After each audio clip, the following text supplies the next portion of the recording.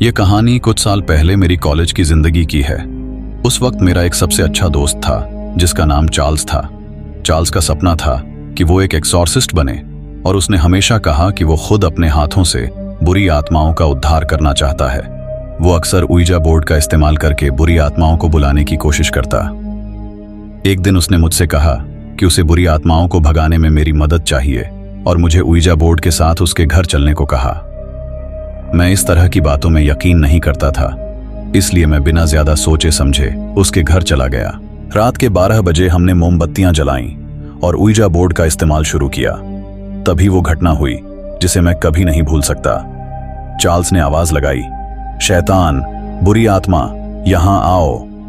फिर उसने पूछा, क्या कोई यहां है? बोर्ड का पॉइंटर हां की ओर बढ़ा। फिर चार्ल्स ने पूछा, तुम्हारा नाम क्या है? पॉइंटर मोलोक पर रुक गया। चार्ल्स ने बुदबुदाते हुए कहा, ठीक है मोलोक, हमें अपना असली रूप दिखाओ। उसके बाद कुछ देर तक कोई हलचल नहीं हुई और कमरे में सन्नाटा छा गया। चार्ल्स ने फिर जोर से कहा, हमें अपना डरावना चेहरा दिखाओ। और तभी अचानक चार्ल्स के माथे पर एक जोड़ी आंखें प्रकट हो गईं। मैं डर के मारे चिल्ला पड़ा। मुझे लगा कि मैं भ्रम में हूं, लेकिन चार्ल्स को समझ नहीं आ रहा था कि क्या हो रहा है। उसकी माथे पर सांप जैसी दिखने वाली वो आंखें अजीब तरह से इधर उधर घूम रही थीं। जब मैंने चार्ल्स के माथे की ओर इशारा किया और चिल्लाया, तुम्हारे माथे पर। चार्ल्स ने माथे को छुआ और चिल्लाया, ये क्या है? फिर उसके माथे पर एक छोटा सा मुंह दिखाई दिया और वो मुंह एक अजीब आवाज में कुछ कहने लगा। कुछ ही देर में उस मुंह से गाढ़ा लाल खून बहने लगा और चार्ल्स का पूरा चेहरा खून से ढक गया। चार्ल्स बेतहाशा दौड़ते हुए बाथरूम की ओर भागा और मैंने उसका पीछा किया। वो बाथरूम में घुसकर शॉवर चालू कर दिया और कुछ ही देर में बाहर निकला। उसका चेहरा अब भी खून से सना हुआ था।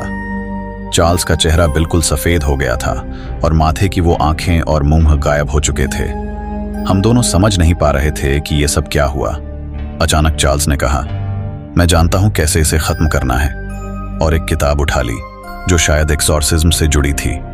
लेकिन तभी मैंने देखा कि कमरे के कोने से कुछ रेंगते हुए बाहर आ रहे थे। वो छोटे छोटे बौने जैसे लोग थे जिनके शरीर काले थे और पीठ से लाल धब्बे निकल रहे थे और उनकी लंबी पूंछें थीं। वो चार्ल्स की तरफ तेजी से बढ़ने लगे और उसके पैरों पर हमला करने लगे। चार्ल्स दर्द से चीख उठा और उसके पैरों से खून बहने लगा।